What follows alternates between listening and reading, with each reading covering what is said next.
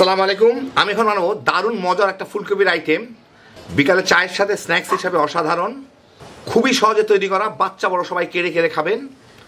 তা আসেন দেখি শুরু করা যাক। আমি এখানে একটা মাঝারি সাইজের ফুলকপি নিচ্ছি, এইটাকে আমি কেটে নিব।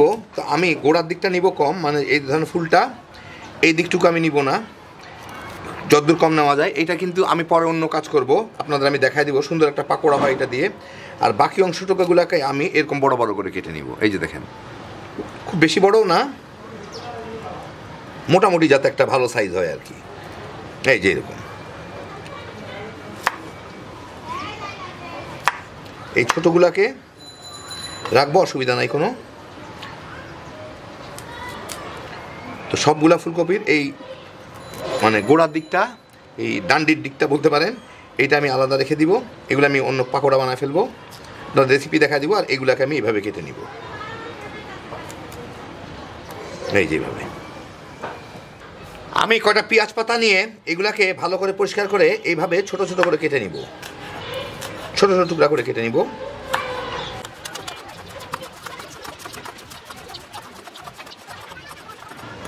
এই যেরকম করে। আমি এখানে 2টা ডিম ভেঙে নিছি, এর সাথে একটু লবণ দিয়ে এটাকে ফেটে নিব।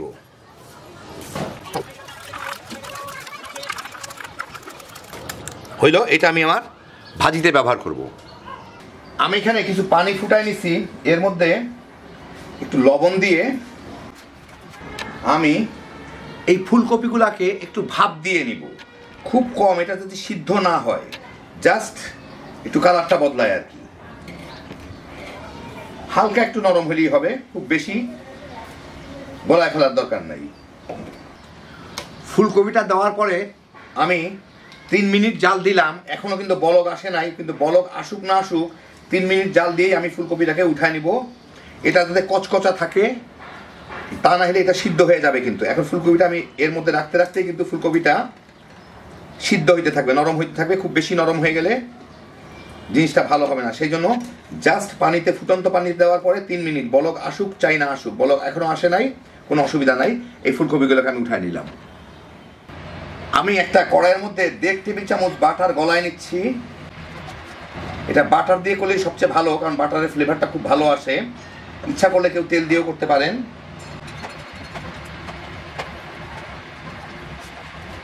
বাটারটা ভালো মতো গলে গেলেই আর আমি এর মধ্যে এই পেঁয়াজ পাতাগুলা দিয়ে একটু ভেজে নিব। আমি কিন্তু হাই হিটে না, মাঝারি হিটে রান্না করতেছি, যাতে ঝট করে কিছু পুড়ে না যায়।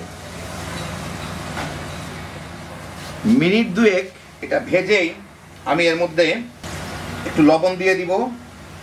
এইটার সাথে মিশাই আমি ফুলকপিগুলা যে আমি ভাপ দিয়ে রাখছি ওগুলা দিয়ে দিব। দিয়ে এখন এর সাথে নেড়ে ছেড়ে একটু ভেজে নিব। এখন আমি চুলার জালটা একটু বাড়ায় দিচ্ছি, হাই আর মিডিয়ামের মাঝামাঝি রাখতেছি, যাতে ফুলকপিগুলা একটু বাদামি বাদামি দাগ লাগে। ফুলকপিগুলা কিন্তু প্রায় 60% সিদ্ধ হওয়া, কালার দেখেই বুঝতে পারতেছেন, কিন্তু একটু মচমচে থাকে যাতে এইটা।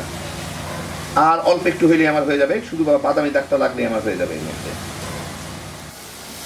4-5 মিনিট ভেজে ফুলকপিগুলাকে একটু বাদামি বাদামি দাগ লাগা শুরু হলে আমি এখন চুলাটা একদম কমায় দিই, একদম কমায় দিব। এইটাকে আধা মিনিটের জন্য নাড়াচাড়া করি, চুলাটা যাতে মানে আমার ফ্রাই প্যানটা যাতে কড়াইটা একটু ঠান্ডা হয় আর কি। এখন আমি এর মধ্যে এই ফেটে রাখা ডিমটা দিয়ে দিব,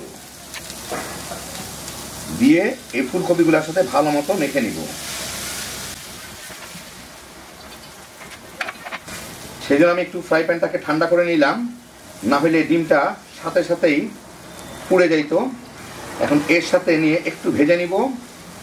একই সাথে আমি এখানে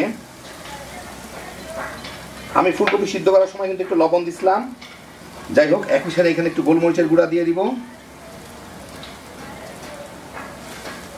সামান্য একটু লবণ,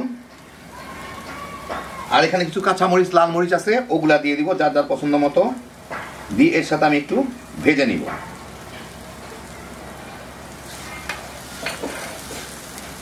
এখন চুলার জালটা আমি আর একটু বাড়ায় দিই, মাঝারিতে নিয়ে আসি।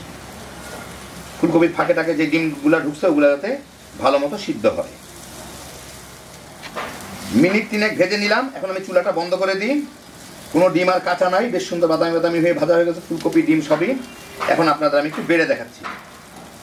এই দেখেন হয়ে গেল আমার দারুণ মজার ফুলকপি ডিম দিয়ে তৈরি এক ধরনের স্ন্যাক্স। কী যে মজা খাইতে, একবার বানালেই বুঝতে পারবেন। আপনারা ইচ্ছা করলে এর সাথে অন্য যে কোনো মশলা কিংবা আপনাদের পছন্দ যে কোনো কিছু অ্যাড করে নিতে পারেন। বিকালে চায়ের সাথে কিংবা স্ন্যাক্স হিসাবে ঝটপট বানায় ফেলতে পারেন। বাচ্চা বড় সবাই তামা তামা করে খেয়ে ফেলাইবেন। কম ঝামেলায় অল্প খরচে হ্যাপি জুসের একটা আইটেম। আল্লাহ আপনাদের সবাইকে ভালো রাখুন, সুস্থ রাখুন, নিরাপদে রাখুন। ইনশাআল্লাহ বেঁচে থাকলে আবার দেখা হবে। আল্লাহ হাফিজ।